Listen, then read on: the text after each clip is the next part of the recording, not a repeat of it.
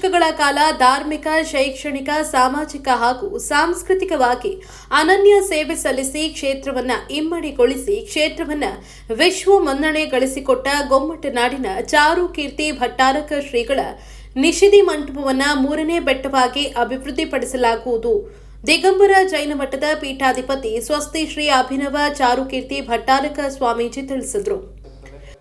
ಹಾಗೆ ವಿಶ್ವ ಮಾನ್ಯತೆಯನ್ನು ಪಡೆದಂತಹ ಈ ಒಂದು ಶ್ರವಣಬೆಳಗೊಳದ ಭವ್ಯ ಪರಂಪರೆಯಲ್ಲಿ ಈ ಶ್ರವಣಬೆಳಗೊಳದ ಬಾಹುಬಲಿ ಸ್ವಾಮಿಯ ಪ್ರತಿಷ್ಠೆಯಾದ ನಂತರ ಇಲ್ಲಿ ಚಾವುಂಡರಾಯ ಏನು ಆ ಮೂರ್ತಿಯನ್ನು ಸ್ಥಾಪನೆ ಮಾಡಿದಂತಹ ಚಾವುಂಡರಾಯ ಇಲ್ಲಿ ಒಂದು ಗುರುಪೀಠವನ್ನು ಸ್ಥಾಪನೆ ಮಾಡ್ತಾನೆ ಅಂತ ಹೇಳಿ ನಮಗೆ ತಿಳಿದು ಬರ್ತದೆ. ಇಲ್ಲಿನ ದಾಖಲೆಗಳ ಪ್ರಕಾರ ನೇಮಿಚಂದ್ರ ಆಚಾರ್ಯರು ಇಲ್ಲಿನ ಪ್ರಥಮ ಭಟ್ಟಾರಕರು, ಇಲ್ಲಿ ಗುರುಪೀಠದ ಗುರುಗಳು ಅಂತ ಹೇಳಿ ಹೇಳ್ತಾರೆ. ಆದರೆ ಬಾಹುಬಲಿ ಸ್ವಾಮಿಯ ಪ್ರತಿಷ್ಠೆಯ ಒಂದು 80 ವರ್ಷಗಳ ಹಿಂದೆ ಕೂಡ ಇಲ್ಲೊಬ್ಬರು ಮತಿಸಾಗರ ಭಟ್ಟಾರಕರು ಇದ್ದರು ಅಂತಕ್ಕಂತಹ ಒಂದು ದಾಖಲೆ ನಮಗೆ ಸಿಗ್ತದೆ. ಅದರಿಂದ ನಾವು ಏನು ಅರ್ಥ ಮಾಡ್ಕೊಳ್ಬೇಕು ಅಂತಂದರೆ ಬಾಹುಬಲಿ ಸ್ವಾಮಿ ಅಂತಿದ್ದು ಪ್ರತಿಷ್ಠಾಪನೆ ಆಗಿದ್ದು 1042 ವರ್ಷಗಳ ಹಿಂದೆ. ಅದಕ್ಕಿಂತ ಹಿಂದೆ ಕೂಡ ಇಲ್ಲಿ ಭಟ್ಟಾರಕರಿದ್ದರು, ಇಲ್ಲಿ ಒಂದು ಗುರುಪೀಠ ಇತ್ತು, ಇಲ್ಲಿ ಭಟ್ಟಾರಕರ ಒಂದು ಸ್ವಾಮಿಗಳ ಗುರುಪೀಠ ಪರಂಪರೆ ಇತ್ತು ಅಂಥೇಳಿ ನಾವು ತಿಳ್ಕೊಳ್ಬೋದು. ಹಾಗೆ ಸಾವಿರಾರು ವರ್ಷಗಳ ಒಂದು ಭವ್ಯ ಪರಂಪರೆ ಇರತಕ್ಕಂತಹ ಈ ಶ್ರವಣಬೆಳಗೊಳದಲ್ಲಿ ಹಲವಾರು ವಿದ್ವಾಂಸರು ಭಟ್ಟಾರಕರಾಗಿ ಈ ಒಂದು ಸ್ವಾಮಿಗಳಾಗಿ ಈ ಗುರುಪೀಠವನ್ನು ಅಲಂಕರಿಸಿ ಈ ಸಮಾಜ ಸೇವೆಯನ್ನು, ಈ ಕ್ಷೇತ್ರದ ಸೇವೆಯನ್ನು, ಕ್ಷೇತ್ರದ ಅಭಿವೃದ್ಧಿಯನ್ನು ಮಾಡಿಕೊಂಡು ಬರ್ತಾರೆ. ಅದೇ ಒಂದು ಪರಂಪರೆಯಲ್ಲಿ ನಮ್ಮ ಹಿಂದಿನ ಗುರುಗಳು, ತಮ್ಮೆಲ್ಲರಿಗೂ ಕೂಡ ಅವರ ಪರಿಚಯ ಇದೆ, ಅವರನ್ನು ನೋಡಿದೆ, ಅವರೊಂದಿಗೆ ತಾವೆಲ್ಲರೂ ಕೂಡ ಬಹಳ ಒಳ್ಳೆಯ ಸಂಬಂಧವನ್ನು ಇಟ್ಕೊಂಡಿದ್ವಿ. ಅಂತಹ ಒಂದು ಗುರುಗಳು ವರಂಗದಲ್ಲಿ ಅವರ ಜನ್ಮವಾಗ್ತದೆ. ಉಡುಪಿ ಜಿಲ್ಲೆ ಕಾರ್ಕಳ ತಾಲೂಕಿನ ವರಂಗ ಗ್ರಾಮದಲ್ಲಿ ನಮ್ಮ ಸ್ವಾಮೀಜಿಯವರ ಜನ್ಮವಾಗಿ ಹೊಂಬುಜ ಜೈನ ಮಠದಲ್ಲಿ ಅವರು ವಿದ್ಯಾಭ್ಯಾಸಕ್ಕಾಗಿ ಇರ್ತಾರೆ.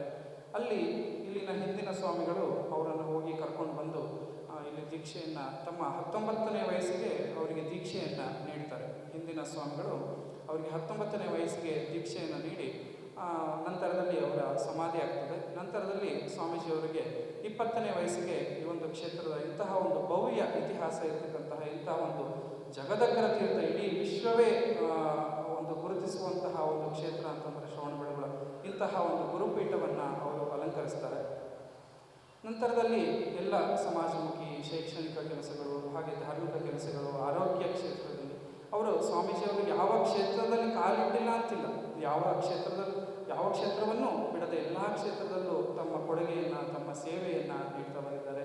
ಹಾಗೆ ಸ್ವಾಮೀಜಿಯವರಿಗೆ ಅತಿ ಪ್ರಿಯ ಅಂತಂದರೆ ಒಂದು ವಿದ್ವಾಂಸರು, ಶಾಸ್ತ್ರಿಗಳು, ಜ್ಞಾನಿಗಳು ಅಂತಂದರೆ ಅವರಿಗೆ ಬಹಳ ಇಷ್ಟ.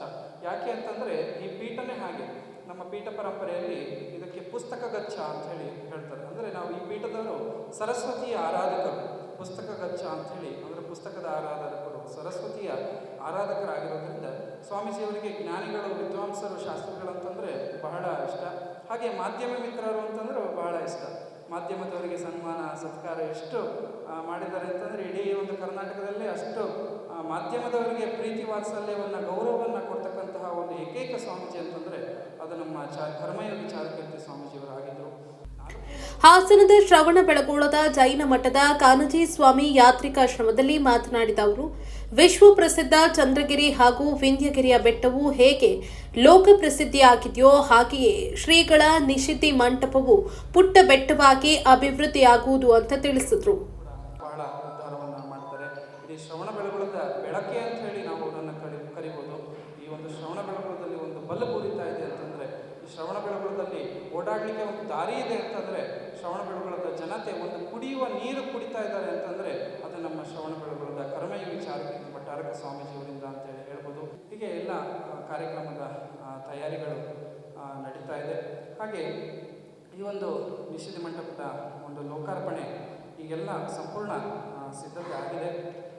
ಇದರ ಒಂದು ಲೋಕಾರ್ಪಣೆಯನ್ನು ಮುಂಬರುವ ಮುಂದಿನ ವಾರದ ಡಿಸೆಂಬರ್ 6ನೇ ತಾರೀಕು ಈ ಒಂದು ಮಂಟಪದ ಲೋಕಾರ್ಪಣೆಯನ್ನು ಮಾಡಬೇಕು.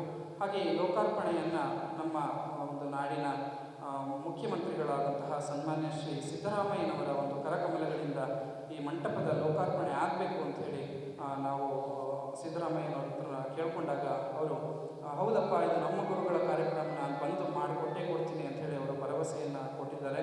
ಹಾಗೆ ಅಂತಹ ಒಂದು ಮಹಾನ್ ಮುಖ್ಯಮಂತ್ರಿಗಳಿಂದ ಈ ಒಂದು ಮಂಟಪದ ಲೋಕಾರ್ಪಣೆ ಆಗಲಿದೆ. ಅದರೊಂದಿಗೆ ಈ ಒಂದು ಕಾರ್ಯಕ್ರಮದಲ್ಲಿ ನಮ್ಮ ಒಂದು ಹಾಸನದ ಮಣ್ಣಿನ ಮಗ ಅಂತೇಳಿ ನಾವೇನು ಕರಿತೀವಿ ದೇವೇಗೌಡರು, ಹಾಗೆ ನಮ್ಮ ಕುಮಾರಸ್ವಾಮಿ ಅವರು, ಹಾಗೆ ರೇವಣ್ಣನವರು, ಹಾಗೆ ಸುಧಾಕರ್ ಅವರು, ಇವರು ಶ್ರವಣಬೆಳಗೊಳದ ಒಂದು ಇತಿಹಾಸದಲ್ಲಿ 2 ಬೆಟ್ಟ ನಾವು ನೋಡ್ಬೋದು. ಶ್ರವಣಬೆಳಗೊಳ ಅಂತಂದರೆ ದೊಡ್ಡ ಬೆಟ್ಟ ವಿಂಧ್ಯಗಿರಿ, ಚಿಕ್ಕ ಬೆಟ್ಟ ಚಂದ್ರಗಿರಿ ಅಂತೇಳಿ.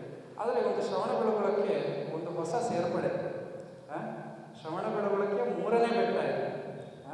ಶ್ರವಣಬೆಳಗೊಳಕ್ಕೆ ಇದು ಕೇವಲ ಮಂಟಪದ ಲೋಕಾರ್ಪಣೆ ಅಲ್ಲ, ಇಡೀ ಬೆಟ್ಟದ ಲೋಕಾರ್ಪಣೆ ಅಂತ ಕೂಡ ನಾವು ಹೇಳ್ಬೋದು. ಹಾಗಾಗಿ ನಮ್ಮ ಮಾನ್ಯ ಸಿದ್ದರಾಮಯ್ಯನವರು ಈ 3ನೇ ಬೆಟ್ಟದ ಒಂದು ಲೋಕಾರ್ಪಣೆಯನ್ನು ಅವರು ಮಾಡಲಿದ್ದಾರೆ. 2300 ವರ್ಷಗಳ ಪ್ರಾಚೀನ ಇತಿಹಾಸ ಹೊಂದಿರುವ ಶ್ರೀ ಕ್ಷೇತ್ರದಲ್ಲಿ ಸುಮಾರು 573 ಶಿಲಾಶಾಸನಗಳು ದಾಖಲಾಗಿವೆ. ರಾಷ್ಟ್ರದಲ್ಲಿ ಅತಿ ಹೆಚ್ಚು ಶಿಲಾಶಾಸನಗಳನ್ನು ಹೊಂದಿದ ಕ್ಷೇತ್ರ ಅನ್ನೋ ಹೆಗ್ಗಳಿಕೆ ಹೊಂದಿದೆ.